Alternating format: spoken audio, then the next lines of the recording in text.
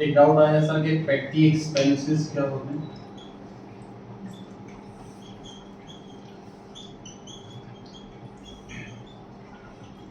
जो छोटे अमाउंट में होते हैं उनके लिए सेपरेट रजिस्टर ओपन ना करके, सेपरेट अकाउंट ओपन ना करके उन्हें पेटी एक्सपेंस की कैटेगरी के अंदर डाल देते हैं जी। छोटे अमाउंट के ऊपर 20-30 रुपये, मान लीजिए चाय का बिल आया है, कोई स्टेशनरी खरीदी है 20-30 रुपये की, तो जनरली तो ऑफिस में स्टेशनरी बल्क में खरीद लेते हैं जनरली, पढ़ेंगे अब आगे जा करके। ये एक टेंडर निकलता, फॉर एग्जांपल रिलायंस कंपनी में जितने लोग बैठे हुए हैं, पैड चाहिए, राइटिंग पैड चाहिए, पेन चाहिए होता है, सब चीज़ होती है, तो टेंडर निकलता है कंपनी का वेबसाइट पर कि हमें 10,000 पेन चाहिए, 2,000 राइटिंग पैड चाहिए, फोटोकॉपी पेपर चाहिए, सपोज 20,000, इस हिसाब से टेंडर निकलता है। तो लोग जो सेलर होते हैं वो अप्लाई करते हैं, फिर सब्सक्राइब हो जाता है, वो इकट्ठे उठाते हैं, वहीं से आगे सप्लाई होता है। लेकिन कभी कोई बाई चांस खत्म हो गई या लॉकर में है, लॉकर वाले रूम जिनके पास होती है चाबी, वो आज आए नहीं है, तो बाहर से खरीदना पड़ गया 20-50 रुपये का सामान, ऐसे आइटम को पेटी एक्सपेंस कहते हैं। खैर आपने अकाउंटिंग इक्वेशन में तो पेटी एक्सपेंस लिखा हो तो क्या करेंगे बताइए?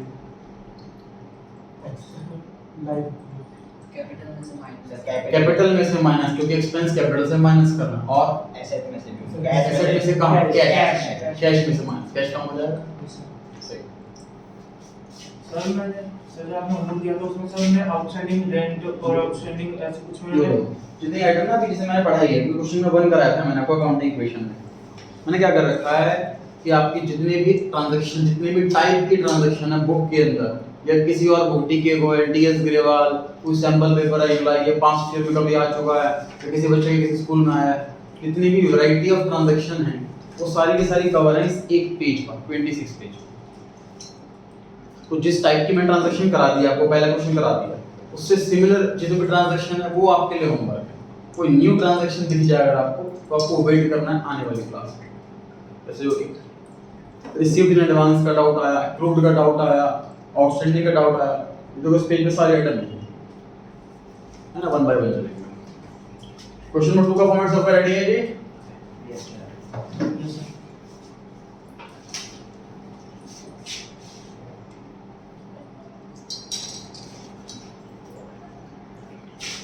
Asset equals to liability plus capital. हाँ जी, पहला ट्रांजैक्शन लिखा है started business with cash 1 lakh. Started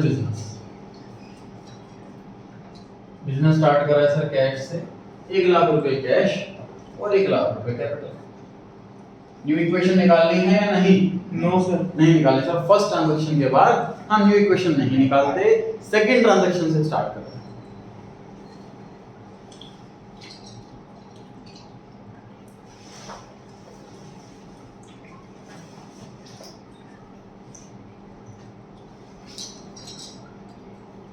Ranji second point पे आ जाए, interest on capital 10%। Interest on capital 1 lakh का 10% 10,000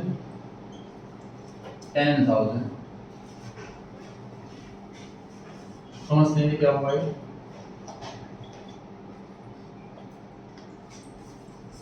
हाँ जी श्योर।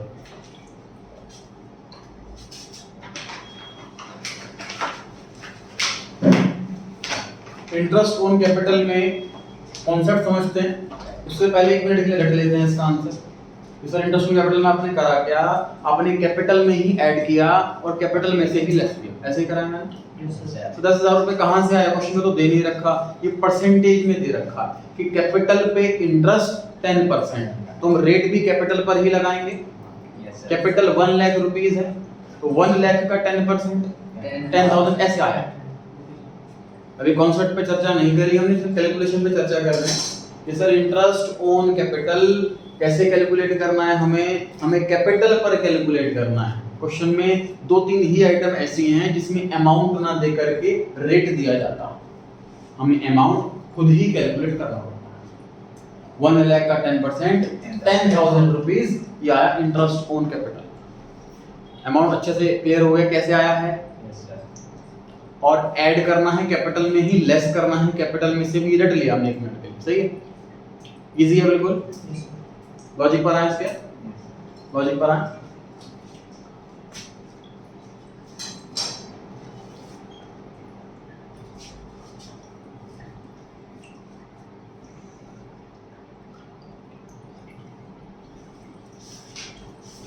सर राम ने राम स्टोर को 1 लाख रुपए कैपिटल के दिए। हम अकाउंटेंट राम स्टोर में हैं। कैश नाम के सेट बढ़ रहे और कैपिटल बढ़ रहे, दो चीज हो रही। मिस्टर राम हम अकाउंटेंट से कहते हैं कि भाई मैं 1 लाख रुपया किसी को लोन पर देता या बैंक में एफडी करता, उससे भी तो इंटरेस्ट मिलता। तो मैं चाहता हूं कि मुझे यहाँ पर इंटरेस्ट मिले, अकाउंटिंग के हिसाब से करना। 10% का इंटरेस्ट चाहिए मुझे, बिजनेस इतना पैसा लगाऊंगा। हम अकाउंटेंट को बोलिए बात, हम उसको इंटरेस्ट देंगे।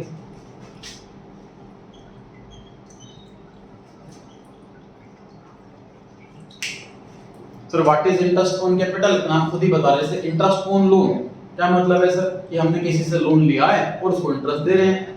What is interest on capital? किसी से कैपिटल ली है और उसको इंटरेस्ट दे रहे हैं।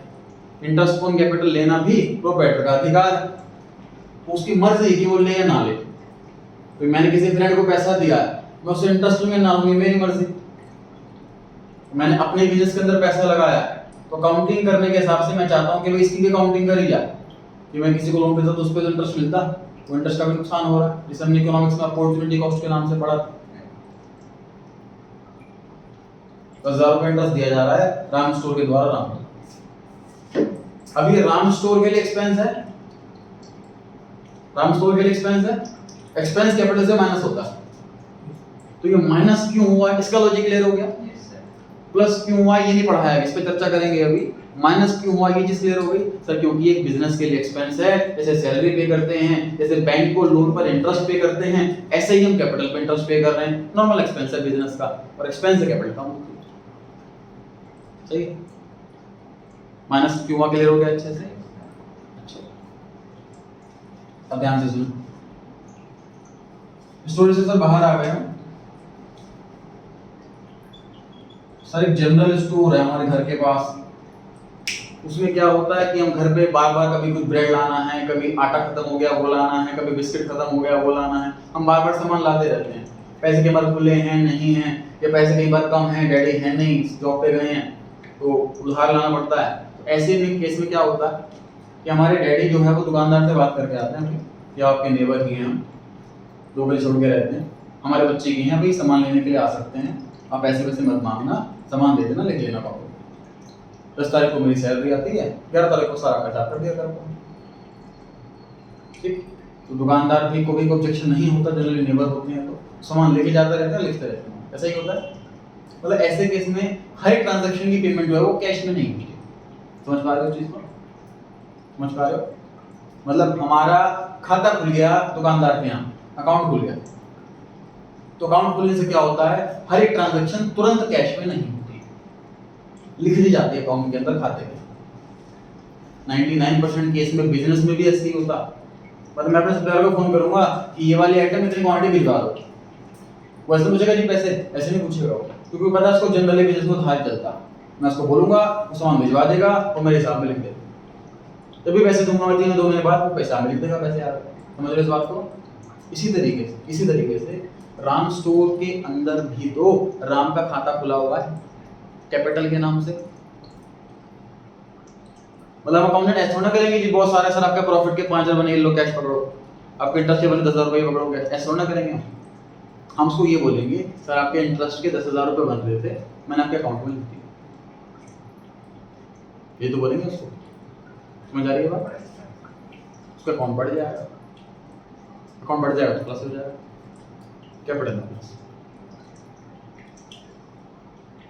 तो बात समझते हैं सर, फायदा क्या हुआ, कैपिटल में ही प्लस कैपिटल में ही माइनस, तो फायदा क्या हुआ कैलकुलेट करने का, फायदा तो ये हुआ क्योंकि जैसे मैंने आपको बताया था कि काउंटिंग इक्वेशन जो है प्रैक्टिकल लाइफ में होती नहीं, ये A for apple B for ball की तरह हमें समझाया जा रहा है, इम्पैक्ट क्या पड़ता है। Eight the end of the ये जो प्रॉपर अकाउंट्स बनाएंगे, प्रॉफिट एंड लॉस अकाउंट बनता है इसमें सारे रेवेन्यू इस तरह, सारे एक्सपेंस इस तरह, at the end profit calculate होता है। तो उसमें हम as an expense interest on capital को लिखेंगे 10,000 रुपए, इसकी वजह से प्रॉफिट घटेगा तो हमें रियल प्रॉफिट दिखेगा। इसकी अकाउंटिंग का ये फायदा, यहां पर इंपैक्ट नील पड़ेगा, क्योंकि सोच के देखो मैं अपनी ही दुकान से अगर ब्याज ले रहा हूं तो मैं थोड़ा खुद से कमा सकता हूं, no one can earn from himself. Cooperative society पर टैक्स नहीं लगता। टैक्स क्यों नहीं लगता? क्योंकि कोऑपरेटिव सोसाइटी में पैसा डालने वाले भी वही लोग, पैसा इस्तेमाल करने वाले भी वही लोग। तो गवर्नमेंट का बेसिक कॉन्सेप्ट है कि no one can earn from himself, खुद से नहीं कमा सकता इंसान। मान लीजिए हम लोगों ने मिलकर कोऑपरेटिव सोसाइटी बना ली, जितने हम लोग बैठे होंगे, उसमें हर महीने हम 5,000 रुपये डाल रहे हैं और उसमें कोई ना कोई फैसिलिटी बना रहे हैं। फॉर एग्जांपल स्विमिंग पूल बना लिया, या कोई जिम बना लिया, या कोई बैंकेट हॉल बना लिया, किसी का बर्थडे फंक्शन है तो उसमें कर लिया, जो भी रखेंगे उसमें थोड़ा बहुत चार्जेबल रखेंगे। तो एट द एंड मान लीजिए उसमें साल के एंड में मान लीजिए 1 लाख रुपये बच गया प्रॉफिट, खर्चे काट के, तो प्रॉफिट पर टैक्स नहीं लगता, क्योंकि उसमें पैसा भी हम ही लोग डाल रहे हैं, चीज को इस्तेमाल भी हम ही लोग कर रहे हैं, मतलब हम लोग वही पैसा खुद से अर्न नहीं कर सकते। तो कॉन्सेप्चुअली मैं बिजनेस से इंटरेस्ट ले रहा हूँ तो मैं थोड़ा कोई इनकम बढ़ जाएगी। मैं बिजनेस इंटरेस्ट की क्यों लिखवा रहा हूँ अपने अकाउंटेंट को? सिर्फ ये जानने के लिए, साइकोलॉजी के लिए, कि मैं अगर ब्याज पे देता तो वो भी तो मेरा खर्चा होता, अब मैं कितना कमा पा रहा हूँ मुझे ये जानना है। तो इस पर्पस से वो इंटरेस्ट कैलकुलेट करवा रहा है, वरना इन रियल टर्म्स उसमें ना इंटरेस्ट मिल जाएगा उसको। भाई दुकान से पैसा निकालिए उसने इंटरेस्ट के नाम का, दुकान में पैसा कट गया, अल्टीमेटली पैसा तो उसी का गया। इसलिए अल्टीमेट इम्पैक्ट कुछ भी नहीं पड़ता, ये भी चीज समझ में आ गई हमको। इंटरेस्ट से कैपिटल बढ़ेगी ये चीज समझ में आ गई, एक्सपेंस होता है कैपिटल घटेगी ये भी समझ में। 3 दिन इम्पैक्ट होगा एक ही चीज में। क्लियर हो गई बात? अब ये पूरी स्टोरी आपको सुनाइए, याद किसी को नहीं रहती, समझ आने में इंटरेस्टिंग लगता है कि याद किसी को नहीं रहती। तो जो स्टूडेंट वो बढ़िया है जिसको मेमोरी अच्छी रहे, जिसकी याद रहे अच्छे से आंसर, स्टेप्स क्या हैं इसके। तो interesting capital fight of mind में रट रहे हैं जी हम, फटाफट याद कर रहे हैं अच्छे से कि जब भी इंटरेस्टिंग कैपिटल अकाउंटिंग क्वेश्चन में आ जाए तो वही अमाउंट हम कैपिटल में ऐड करते हैं, वही अमाउंट हम कैपिटल में से माइनस करते हैं। क्लियर हो गई जी बात? सर पहले माइनस बाद में प्लस। हाँ, फर्क नहीं पड़ता इससे कुछ, पहले माइनस करो बाद प्लस करो, एक ही बात। चलिए बढ़े आगे।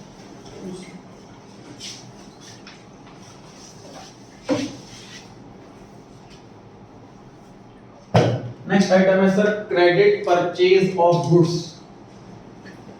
क्रेडिट परचेज, गुड्स खरीदे हैं 18,000 रुपीज के उधार में। आप बताएंगे, एक आंसर बताएंगे आप। लायबिलिटी में आ जाओ, डेबिट का नाम बताओ, क्रेडिटर बिल्कुल सही है।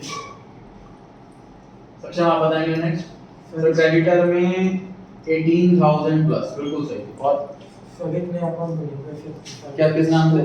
स्टॉक। सर स्टॉक नाम रखो या गुड्स नाम रखो या इन्वेंटरी नाम रखो, आपकी मर्जी। उधार में गुड्स खरीदे हैं सर, गुड्स नाम की एसेट बढ़ गई और क्रेडिटर नाम की लायबिलिटी बढ़ गई, सही है। पीछे आरुष, उधार नहीं खरीदना मुझे, पैसों में खरीदा होता, सेम क्वेश्चन तो आप आंसर दें, ये सेम क्वेश्चन, लेकिन उधार में नहीं पैसे देकर के खरीदा होता तो क्या क्या होता, आप आंसर देंगे। तो सर ये सही है या चेंज करना है? ये सही है। और सर कैश से माइनस होता है जो, और यहाँ पर सर ये कैपिटल में आ जाता है। 3 जगह जाता है सर ये इस तरफ आ जाता है बस, तो 3 हो जाते हैं ना आंसर फिर आपके हिसाब से, कैश, गुड्स और कैपिटल।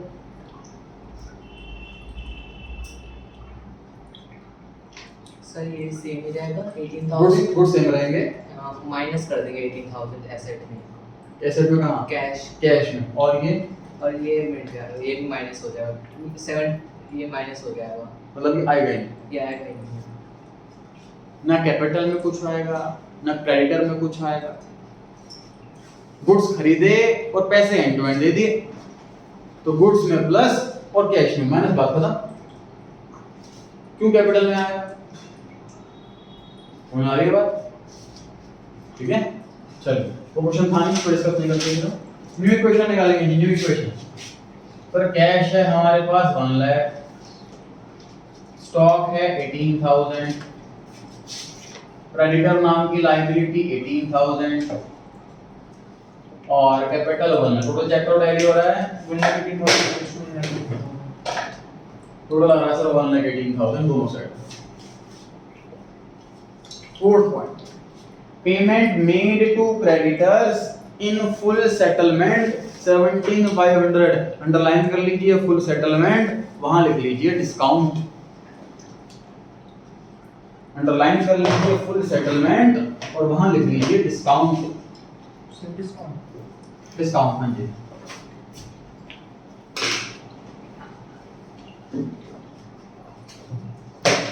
क्या सिचुएशन है सर? थर्ड पॉइंट के अंदर ध्यान समझिए, थर्ड पॉइंट के अंदर मेरे प्रोप्राइटर ने मुझे आके बताया मैं गुड्स खरीद के लाया हूं उधार 18,000 पे, लिख लो, हमने लिख लिया। नेक्स्ट पॉइंट में हमारा प्रोप्राइटर हमें क्या आके बता रहा कि भाई क्रेडिटर पैसे मांगने आया था, मैंने कहा कि भाई तुम इतनी जल्दी आ गए तो 3-4 महीने बाद देंगे पैसे। उसने कहा कि नहीं मुझे पैसों की नीड है, तो मैंने कहा अभी तो मेरे पास नहीं हो पाएंगे अरेंज। उसने कहा जी 500 रुपये कम दे दो, लेकिन अभी दे दो सारे पैसे। पेमेंट करी हमने 17,500 की instead of 18,000। Full and final settlement हो गई, ये भी लिखिए बात, फुल सेटलमेंट हो गई, मतलब बाकी के जो 500 रुपए हैं वो देने नहीं अब, तो डिस्काउंट मिल गया मतलब हमको। समझ में आ रही है बात? एक आंसर आप देंगे। सर कैश में से माइनस, कैश में से माइनस कितना माइनस करूं? सर 17,500। बिल्कुल सही है सर, कैश हमारे पास से कम हुआ है 17,500। सर कैपिटल में प्रॉफिट बढ़ जाएगा 500। बिल्कुल सही है सर, डिस्काउंट का मिलना ये प्रॉफिट वाली बात है, प्रॉफिट से कैपिटल बढ़ती है। क्रेडिटर्स में से 70,500 कम हो जाएगा। क्रेडिटर में से 17,500 माइनस, हार्दिक करेक्ट करेंगे इसको।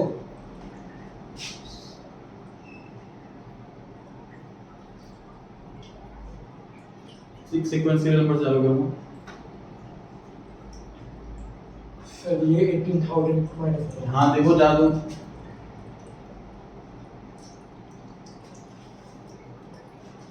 हम भले ही पेमेंट 17,500 की कर रहे हैं, लेकिन मैं अपने क्रेडिटर अपनी बुक से पूरे 18,000 के तो कम करूंगा। सोच के देखो भाई, अगर मैं 17,500 माइनस करता तो मेरा बैलेंस क्रेडिटर बच जाते 500 के, लायबिलिटी शो होती 500 की, लेकिन लायबिलिटी तो रियल में है ही नहीं, फुल सेटलमेंट हो गई। समझ पा रहे हैं इस बात को?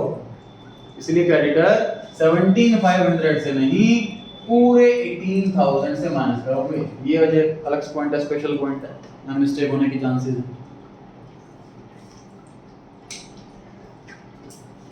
ओरिजिनल अमाउंट माइनस करेंगे हम क्रेडिटर्स में से, ना कि एक्चुअल पेमेंट वाला अमाउंट। हमें total liability, final liability creditor की जीरो दिखानी है।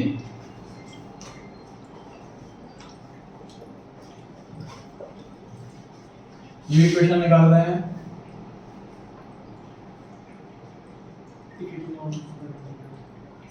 कैश है 82,500, स्टॉक है 18,000, टोटल आ गया ये 1,05,000 रुपीज 1,05,000। और लाइब्रेरी साइड में भी वही है, टैली हो रहा है। ठीक है जी, बढ़ सकते हैं जी आगे।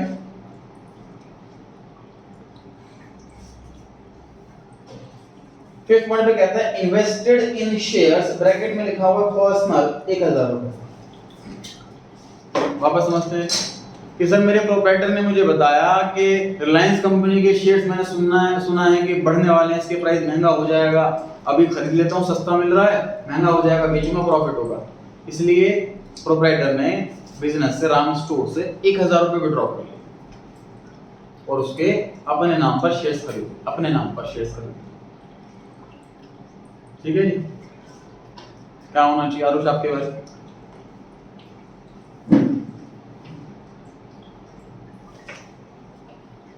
आप बताएं सर ये एसेट्स में से 1,000 माइनस हो जाएगा कैश में। बस, और कुछ नहीं होना। इन्वेस्टेड इन शेयर्स, एक इन्होंने आंसर दिया है कि सर कैश में से ना 1,000 कम कर दो, क्योंकि दुकान से 1,000 रुपए चला गया कैश। बिल्कुल सही है, सर कैपिटल में से माइनस। कैपिटल में से माइनस, क्या ये आंसर सही है? देखिए ड्राइंग्स है, सोच के परफेक्ट आंसर है। अगर मैं पर्सनल वर्ड हटा दूं, अगर मैं क्वेश्चन में से हटा दूं पर्सनल वर्ड, तो इसका आंसर ये होगा।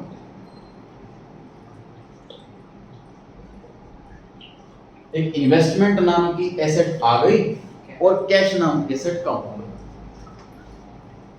मतलब उस टाइम मैं ये प्रेज्यूम करूंगा कि बिजनेस के नाम पर, बिजनेस के पैसों से कोई शेयर्स खरीदे, तो बिजनेस की एसेट बढ़ रही।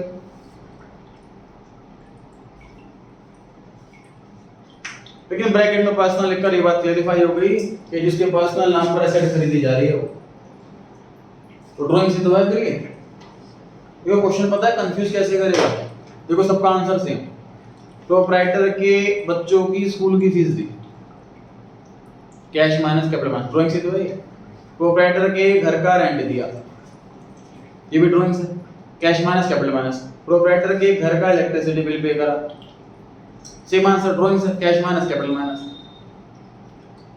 प्रोप्राइटर ने अपने नाम से अपने पर्सनल यूज के लिए कार खरीदी, same answer cash minus capital minus. Question confuse क्यों कर रहा है? क्वेश्चन कंफ्यूज नहीं कर रहा, बेसिकली पता है कि हमारा जो प्रोप्राइटर है वो एजुकेटेड नहीं है, वो आकर हमारे डिटेल में बताता है सब कुछ कि मैं पैसे लेके जा रहा हूं, मुझे उससे ये वाला काम करना, वो अकाउंटेंट को बता रहा है ताकि वो प्रॉपर तरीके से लिख ले। हमें पता है कि वो किसी भी काम से पैसा लेके जाए, ड्राइंग से सही। न्यू इक्वेशन निकालेंगे जी फिर इसके बाद 81,500 plus 18,000 प्लस 18,000, टोटल कितना हुआ?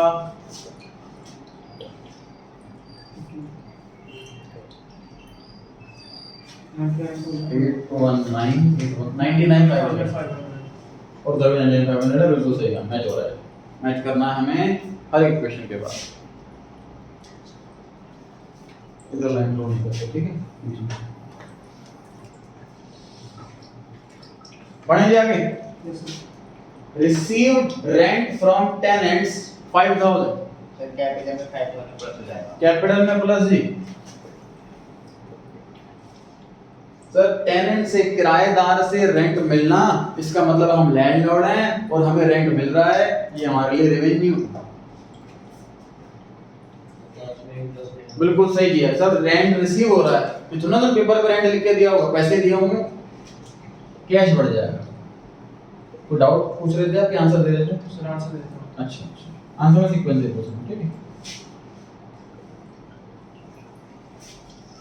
ये इक्वेशन निकालेंगे इसके बाद। 86,500, 18,000, 1,04,500, टोटल मैच कर रहा है।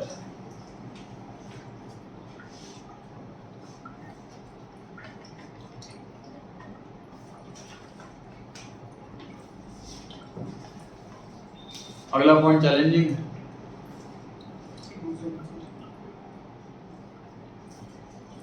received security deposits from tenants। चलिए आधा आंसर मैं बता देता हूँ, कैश में प्लस।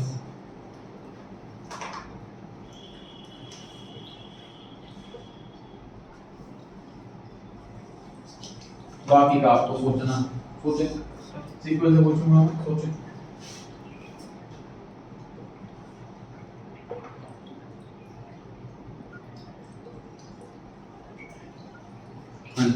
कैश बढ़े तो कैपिटल में बढ़ सकती है। कैश बढ़ेगा और कैपिटल बढ़ेगा। सर क्रेडिटर में प्लस हो जाएगा, लायबिलिटी है, क्रेडिटर में प्लस हो जाएगा, नहीं लायबिलिटी। लायबिलिटी किस नाम से?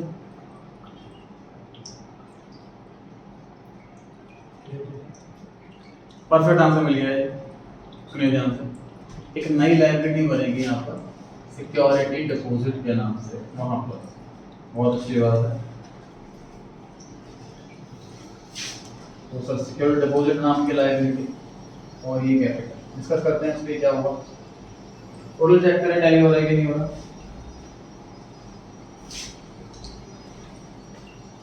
टोटल चेक करें, टैली हो रहा है कि नहीं हो रहा।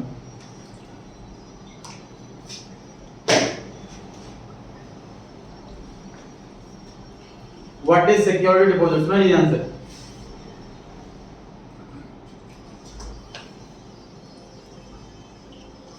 सर शॉप लेनी है राम को, राम स्टोर ओपन करने के लिए, और रेंट तय हो गया है 10,000 पर मंथ। तो मिस्टर राम कहते हैं ठीक है जी, 10,000 रुपए लो, अब एक महीने की दुकान मेरी हो गई, नेक्स्ट मंथ फिर 10,000 रुपए ले लेना, फिर जगह मेरी हो गई, ऐसे चलता रहेगा। लेकिन लैंडलॉर्ड कहता है कि आपको पहले महीने 60,000 रुपीज देने पड़ेंगे। 10,000 रेंट के और 50,000 सिक्योरिटी। तो ये कैसे सिक्योरिटी समझ लीजिए। कई बार दुकानदार क्या करता है कि भाई सर अभी मेरे पास है नहीं रेंट, मैं दे दूंगा, अगले महीने दे दूंगा। मकान मालिक ऐसा भी कुछ नहीं है कि भाई नहीं रेंट रिजेक्ट करके दूसरे को खाली करे, ऐसा नहीं होता, वो टाइम दे देता है। सेकंड मंथ भी किराएदार ने कहा सर रेंट नहीं है, मैं पक्का अगले में दे दूंगा, 2 मिनट 3 मिनट दे दूंगा, और नेक्स्ट डे होगा वो गया सामान लेके चला गया, क्या करोगे। दूसरा, जब अपना घर या दुकान रेंट पर देते हैं उसमें मान लीजिए ट्यूबलाइट फिटिंग वगैरह लगी हुई है या प्रॉपर तरीके से सब कुछ हर आइटम सही है, लेकिन जब हम खाली करवा रहे हैं तो हमने देखा कि चीज़ें टूटी फूटी हुई हैं, ट्यूबलाइट टूटी हुई है, कहीं पर दीवार तोड़वा दी उन्होंने, एसी को फिट कराने के लिए दीवार तोड़वा दी वहाँ से, अब वो जाते टाइम अपना एसी तो ले जाएगा, दीवार खाली रह जाएगी, छेद रह जाएगा, उसको रिपेयर कराना पड़ेगा। मतलब एक ऐसी आइटम हो सकता है, एक ऐसा एक्सपेंस हो सकता है लैंडलॉर्ड का, टेनेंट को खाली करने के बाद करवाना पड़ता है, या फिर वो रेंट ना दो 2 महीने का। इस चीज के लिए सिक्योरिटी ली जाती है टेनेंट्स। हर जगह जब भी किराएदार को किराए पर रखा जाता है तो उससे 2 महीने या 3 महीने का या 4 महीने का, फॉर एग्जाम्पल 50,000 रुपये लिया है, इतना सिक्योरिटी का पैसा लिया जाता है। सर क्या होता है इसका फ्यूचर इसका ये होता है कि मान लीजिए ये दुकान मैंने किराए पर लेके 1 साल पूरा हो गया, जगह खाली कर दी, अब लैंडलॉर्ड आके चेक करेगा सब कुछ सही है, किराए पे टाइम पर दिया हुआ है, तो 50,000 रिफंड करेगा लैंडलॉर्ड टेनेंट को। ये 50,000 रुपये मकान मालिक अपने पास रखेगा जब तक किराएदार खाली नहीं करता। जिस दिन किराएदार खाली करेगा उसे पैसा वापस करना पड़ेगा, ये रिफंडेबल अमाउंट, ठीक है, ये अमाउंट रिफंडेबल होगा। तो सेम कॉन्सेप्ट है जी। तो हमें अगर देखो बैंक लोन लायबिलिटी होता है, मतलब बैंक से हमने पैसा लिया और वो रिटर्न करना है एक दिन, तो लायबिलिटी बोल रहे हैं, ये भी तो ऐसा ही पैसा हो गया कि टेनेंट से हमने पैसा लिया और एक दिन रिटर्न करना, बस इंटरेस्ट तो नहीं देना, समझ लो इंटरेस्ट फ्री लोन मिला हुआ, ठीक है जी। तो जो पैसा मिला हो वापस करना हो कभी ना कभी, उसको लायबिलिटी। सर बैंक के पास जैसे कोलैटरल होता है वो भी लायबिलिटी हुई उनके लिए। अच्छा, ये वाला पॉइंट क्लियर है।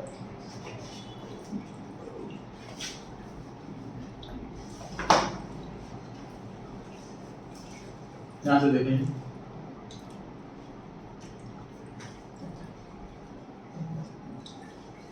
राम स्टोर ने आईसीआई बैंक से लोन लिया हुआ है 10 लाख रुपीस। ये राम स्टोर के लिए लायबिलिटी है, पैसा रिटर्न करना। ये आईसीआईसीआई बैंक के लिए एसेट है, इसको पैसा मिलेगा, सही है। अब लोन पास करने से पहले बैंक वाले कहते हैं कि भाई सिक्योरिटी पे क्या दोगे आप, भाई हम 10 लाख रुपए दे दें आपको, कल आप नहीं चुका पाए, बिजनेस में लॉस हो गया तो हमें आपका कुछ नोट गिरवी रखो। तो राम स्टोर के नाम पर एक बिल्डिंग थी जिसकी मार्केट वैल्यू 15 लाख। तो राम स्टोर ने इसके पेपर्स रखवा दिए बैंक के पास कि मैं नहीं लोन चुका पाया तो प्रॉपर्टी आप बेच करके और आप अपना पैसा रिकवर करवा सकते हो, आप बिल्कुल सेफ हो। राम स्टोर को पता था कि भाई हम जो पैसा ले रहे हैं वो रिफंड करेंगे, हमारा घर बिकेगा नहीं, हमारी दुकान बिकेगी नहीं कभी, हम श्योर हैं, लोन ले रहे हैं तो चुका भी देंगे, हम लोन इंटरेस्ट के साथ चुकाएंगे। तो राम स्टोर इसलिए श्योर है, इसलिए उसने सिक्योरिटी पर ये दुकान दे दी। बैंक को तसल्ली हो गई कि भाई सिक्योरिटी पे मिल गई 15 लाख की दुकान, अब लोन का पैसा नहीं भी आया, दुकान है 15 लाख तो इसको बेच देंगे। अब इनका क्वेश्चन ये है कि इस जो सिक्योरिटी पर दी है इसकी काउंटिंग क्या होगी, कैसे होगी, इनका क्वेश्चन ये है। आंसर ये है इसकी कोई एंट्री होती नहीं, it is not recorded in the books of accounts. सुनो कुछ रीजन क्या है। बिल्डिंग की ओनरशिप सिक्योरिटी पर देने के बाद भी राम स्टोर की ही रहेगी, इस्तेमाल भी बिल्डिंग को राम स्टोर ही करेगा। सिर्फ हमने रिटर्न में साइन करके दिया कि यहाँ पे लोन नहीं चुका पाए तो बिल्डिंग आपकी हो जाएगी, ये तो हुआ। इस देखो इस ट्रांजैक्शन की वजह से ना हमारे बिजनेस में किसी भी एसेट लायबिलिटी या कैपिटल में कोई इफेक्ट नहीं आया, ना कोई एसेट बढ़ी ना कोई लायबिलिटी कम हुई इस सिक्योरिटी की वजह से। It's a non monetary transaction, it's a qualitative element, hence ignore. 12th class में पढ़ेंगे डिवेंचर चैप्टर के अंदर आप कि सर लोन ले रहे हैं पब्लिक से, बदले में सिक्योरिटी पर कुछ दे रहे हैं, इसकी कोई एंट्री नहीं होती। आंसर में लिखते हैं नो एंट्री, कुछ आता है 1 नंबर का एग्जाम, आंसर में लिखना होता है बस नो एंट्री उस टॉपिक के अंदर। क्लियर हो गई बात। पूछ रहे थे सर अगर राम फ्रॉड निकला उसने वैसे राम? अगर राम ने बिल्डिंग के वैसे पेपर बना के किसी और को बेच दिए तो फिर बैंक को तो लॉस हो जाएगा नहीं, बैंक में जब सिक्योरिटी पर एग्रीमेंट बनाएगा तो पेपर्स भी रखवाएगा। सर फेक पेपर्स भी बन सकते हैं बन सकते हैं, सर वो उसे बेच देगा तो बैंक के लिए तो बैड डेट्स हो बिल्कुल जाएगा हो जाएगा। फिर उसके लिए अकाउंट बनाएगा उसके अंदर बैड डेट्स के नाम से हाँ।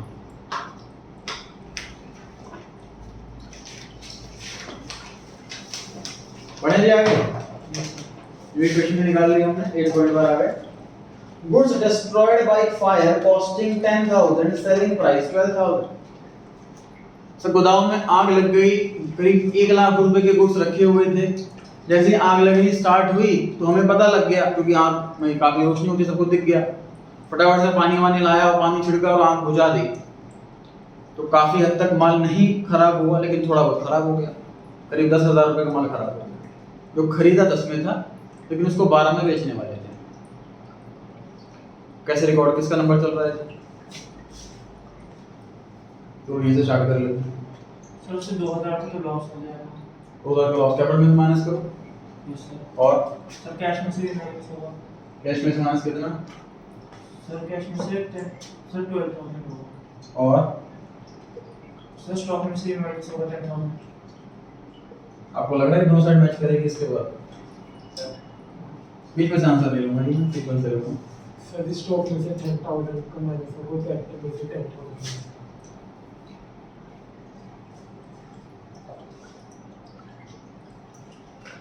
देखो हम 12,000 को देखेंगे ही नहीं, प्रूडेंस कॉन्सेप्ट। 10,000 का माल जला है हमारा, अब फ्यूचर में इसको 12 में बेच दे, हो सकता है 9 में बेच दे। सेलिंग प्राइस कैसे पता? सेलिंग प्राइस को रिकॉर्ड ही क्यों करेंगे हम अभी, जब तक वो सेल नहीं हो जाता, ठीक है? तो 10,000 का सामान जला है, 12,000 को देखना ही नहीं। सेलिंग प्राइस की बात तब आती है जब वो बिक जाता, ठीक है? 10,000 का माल जला है, वो स्टॉक कम हो गया, स्टॉक में से माइनस, और पूरा 10,000 रुपए का लॉस हुआ है क्योंकि सारा स्टॉक लग गया 10,000 रुपए कैपिटल में से माइनस। कैश में कोई चेंज नहीं आना। तो सोच के देखो, मेरी दुकान में 88,500 रुपीस रखे थे आग लगने से पहले। आग कैश पे नहीं लगी, आग गुड्स में लगी, तो कैश कैसे कम हो जाएगा? कैश उतना ही रहेगा। ये क्वेश्चन निकालना होता ना,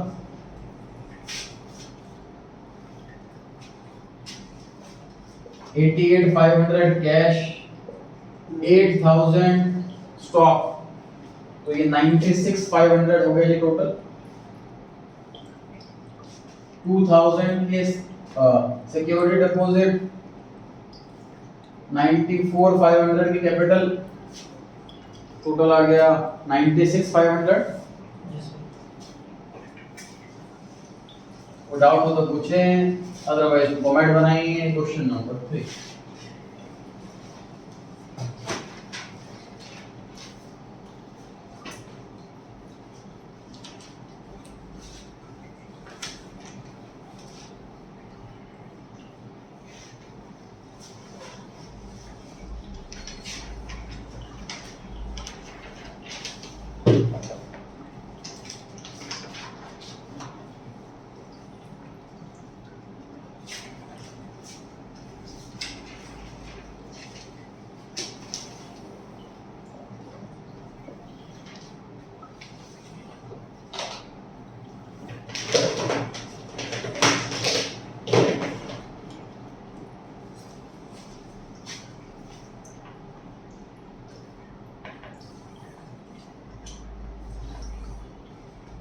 फर्स्ट ट्रांजैक्शन पढ़ा है जी?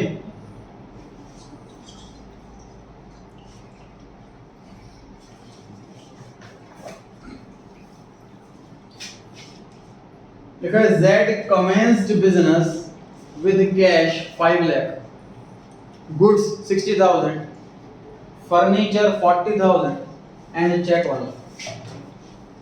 पहली ही ट्रांजैक्शन के अंदर 4 आइटम है। बेसिकली ऐसा कब होता है? जब कोई बिजनेस परचेज किया जाता है। कोई बिजनेस परचेज कर रहे हैं और नया बिजनेस स्टार्ट कर रहे हैं, कोई दुकान पुरानी थी उसको हमने खरीद ली और वो हमने नया बिजनेस स्टार्ट करा उससे। तो हमने उसका दुकान का फर्नीचर भी लगाया, उस दुकान का स्टॉक भी लगाया, और जो कुछ कुछ अपने पास से कैश भी लगाया, कुछ बैंक में पैसा पड़ा था तो चेक दे दिया। सर कैश नाम की एसेट आ गई हमारे पास 5 लाख रुपीस की। गुड्स नाम रखो या स्टॉक नाम रखो, एक ही बात है, 60,000 की। फर्नीचर नाम की एसेट आ गई हमारे पास 40,000 की। अगर चेक लेकर के आया है तो उसको हम बैंक में डालेंगे और बैंक बैलेंस बढ़ेगा 1 lakh.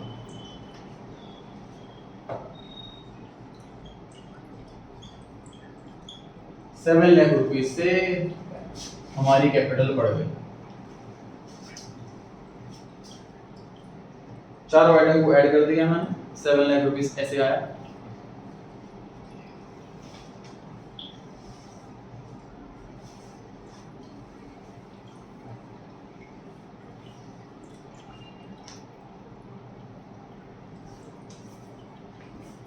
He sold his personal car for 50,000. Full stop, आगे नहीं पढ़ते, आंसर देना इसका। He sold his car for 50,000. Full stop, answer दें। No change. No change. Sir मेरा प्रोप्राइटर घर बैठा है, कुछ भी बेचता है, कुछ भी खरीदता है, मुझे क्या मतलब? बिजनेस की कार बेची होती तो लिखते कार कम हो गई, बिजनेस के लिए कार खरीदी होती तो लिखते कार बढ़ गई। समझ पा रहे हैं? अपना घर बैठे वो अपनी पर्सनल कार बेचे खरीदे, हम राम की अकाउंटिंग नहीं कर रहे हैं, हम राम स्टोर की अकाउंटिंग कर रहे हैं। तो यहां तक तो कोई आंसर नहीं, आगे बढ़ते हैं जी। And deposited the amount in the firm's bank account, उसने अपना सारा पैसा फर्म के बैंक में जमा कर दिया। किसकी बात चल रही है जी? आपकी चल रही है सर बैंक के नीचे प्लस 50,000 हो जाएगा और कैपिटल में। ठीक।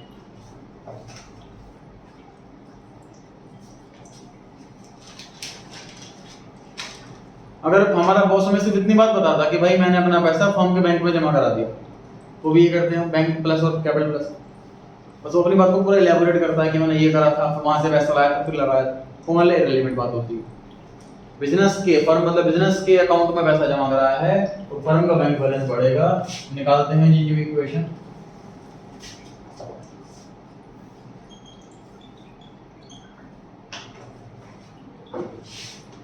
कैश में नो चेंज 5 लाख,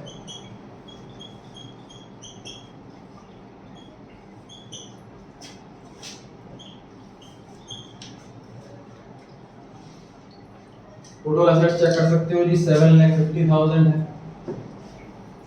और लायबिलिटी में 0, कैपिटल में 7,50,000, टोटल टैली हो रहा।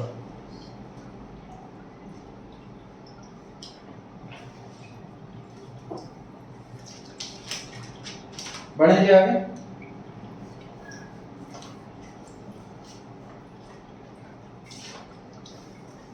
कृष्ण आपकी बारी, आगे। Purchase a building from P, P किसी पर्सन का नाम है, 10 lakh rupees and paid by raising a loan from SBI. Sir building के आएगा 10 लाख प्लस। अच्छा, एक नई एसेट बन जाएगी सर बिल्डिंग के नाम से, झलक आप बताएंगे आगे। एक नई एसेट क्रिएट हो जाएगी 10 लाख के नाम, 10 लाख रुपीस से बिल्डिंग के नाम की। सर लायबिलिटी में एसबीआई लोन आएगा और वो भी आएगा। ठीक, एसबीआई लोन भी लिख सकते हो या बैंक लोन भी लिख सकते हो। प्रैक्टिकल लाइफ में सर क्या लिखेंगे, कैसे पता लगता है भाई? अगर 3-4 लोन है तो फिर मेंशन करते हैं कि Ram loan, SBI loan, ICICI loan, Shyam loan. अगर एक ही लोन तो सब लोन लिख सकते हो। और तो इम्पैक्ट पड़ने की लायबिलिटी बढ़ जाएगी, कर्जा हो गया हम पर और असल बढ़ गई। फिर न्यू इक्वेशन निकालेंगे सर, बड़ा आलस आता है न्यू इक्वेशन निकालना, कुछ होता तो है नहीं but part of the answer करना पड़ेगा।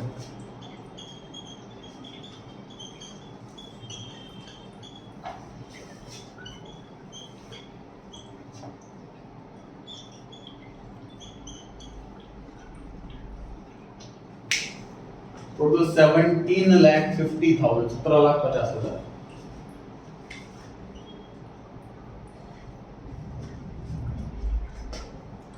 बढ़े जी आगे। Point number 4 challenging. अलर्ट हो गए बताना।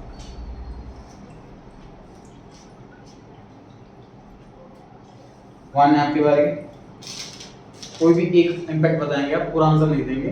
हर बच्चा पूरा आंसर नहीं देगा, सिर्फ एक इम्पैक्ट बताएगा सर यहाँ पर ये प्लस या माइनस कर दो, बाकी का वाला पार्ट अगला बच्चा होता है।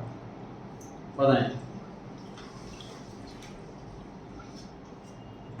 सर 2 लाख से कैश को 2 लाख से कैश कम होगा। आगे क्वेश्चन आप बताएं। सर बैंक में से 20,000 कम हो जाएंगे। बैंक में से 20,000 कम हो जाएंगे।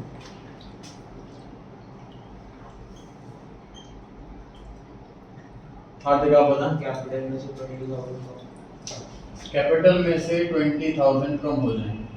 गर्भित आप बताएं। सर लोन में से 20,000 कम हो जाएगा। लोन में से 20,000 कम होंगे। सक्षम आप बताएं। सर कैपिटल में से 2,20,000 कम। कैपिटल में से इनका कहना है सर 220 माइनस करो। आरुष आप बताएं। सर लायबिलिटी में से 2 लाख कम होंगे और कैपिटल में से 20,000। इनका कहना है सर कैपिटल में लायबिलिटी में से 2 लाख कम करो और कैपिटल में से 20 कम करो। और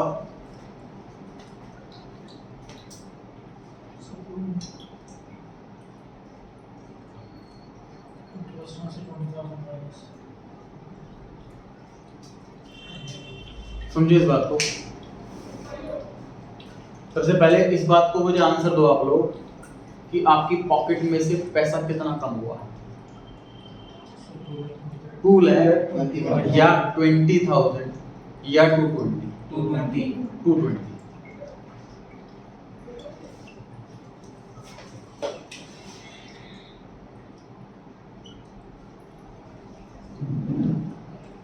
क्या इंटरेस्ट पे करने से लोन बढ़ता है या कम होता है? कम होता है। कुछ भी नहीं होता। 10 लाख रुपए का लोन ले लिया, मान लीजिए मैंने, उस पर मैं हर साल इंटरेस्ट पे करूं, सिर्फ इंटरेस्ट, तो लोन तो नहीं रहेगा। 10 लाख का 10 लाख लोन थोड़ा कम हो जाएगा जब तक मैं प्रिंसिपल अमाउंट नहीं पे कर देता। मान लीजिए इस वाले के एंड में मैं इंटरेस्ट दे रहा हूँ, बैंक को बोलता हूँ 1 लाख रुपए और ले लो प्रिंसिपल अमाउंट के, अब 9 लाख का लोन रह गया। फिर नेक्स्ट ईयर में 9 लाख का इंटरेस्ट दूंगा, 1 लाख रुपए और दे दिए, अब जो 8 लाख का लोन रह गया। प्रिंसिपल अमाउंट पे करने से तो लोन कम होगा, लोन इंटरेस्ट से कम नहीं होता। प्रिंसिपल अमाउंट कितना पे कर रहे हैं हम? 2 लाख।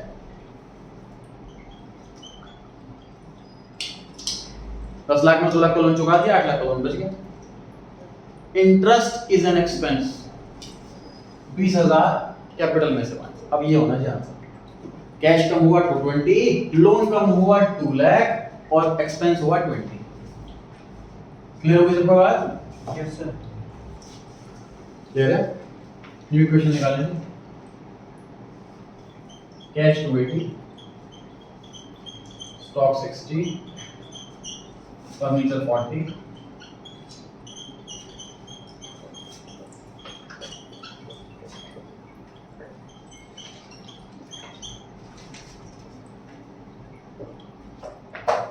चलिए नोटिंग बाद में करेंगे, बोर्ड पे देखें। Point number 5, purchased goods from edu on credit. इसके बारे में जी तिलक आपकी बारी, आप बताएं फटाफट। Purchase goods from edu on credit. Sir stock increase हो जाएगा। स्टॉक इंक्रीज हो जाएगा सर, स्टॉक में प्लस कर दीजिए। फिर उसके बाद सर क्रेडिटर इंक्रीज होगा 150। बिल्कुल सही है सर, एक नई लायबिलिटी बना दो क्रेडिटर के नाम की और उसमें प्लस 150। क्लियर है बात? एडियो के नाम से नहीं बना सकते? एड्यू नाम से बना सकते हो। क्लियर है बात? अच्छा। पॉइंट नंबर 6, एड्यू ने गुड्स रिटर्न कर दिए 25,000 के। सर स्टॉक में से 25,000 माइनस हो जाएगा। स्टॉक कम हो जाएगा सर 25,000 मैंने कुछ भी जगह छोड़ दिया, आप लोग निकाल लेंगे, ठीक है। और आर्थिक आप बताएं।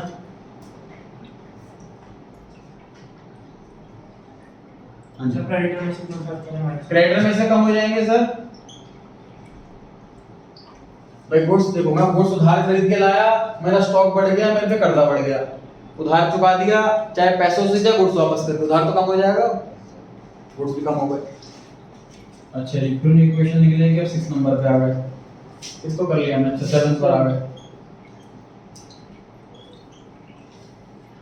मोटरसाइकिल खरीदी है 5,000 रुपए की, किसकी बारी? और एक महीने तक तो भेजी मोटर एक नई एसेट बनेगी सर मोटरसाइकिल के नाम की, बढ़ जाएगी वो एसेट, और कैश 5,000 कम, सही है, पैसा कम हो गया ऐसा और नई एसेट आ गई, फिर निकल जाएगी इतनी equation 8 point. So no change. No change. हाँ जी, सर कैपिटल में से माइनस होगा और कैश में से भी। बिल्कुल सही। देखिए जब भी प्रोप्राइटर कोई भी खर्चा कर रहा है, पैसा दे रहा है, पैसा निकाल रहा है, तो वी हैव टू प्रेज्यूम कि वो बिजनेस के पैसों से निकाला गया ना दोस्त। तो सिंपल सी बात है, प्रोप्राइटर अपने घर बैठे हुए अपने पैसों से मोटरसाइकिल खरीद रहा है, तो हमें क्यों बताया? बॉस ने अपने लिए मोटरसाइकिल खरीदी और कुछ भी मेंशन नहीं है आगे, तो वी हैव टू प्रेज्यूम कि बिजनेस के पैसों से खरीदी है, ये तो अकाउंट को बताया जाएगा, ठीक है। तो हमारे बिजनेस के पैसों से पैसा निकाल करके उसने खरीदी है मोटरसाइकिल, तभी वो हमें बताएगा, मतलब व्हाट इज द प्रिजम्पशन, अगर पेमेंट कहां से हुई है इसकी इंफॉर्मेशन नहीं है, तो व्हाट इज द प्रिजम्पशन, तो बिजनेस के अकाउंट से, बिजनेस से पैसा निकाल करके मोटरसाइकिल खरीदी। क्लियर हुई ये बात?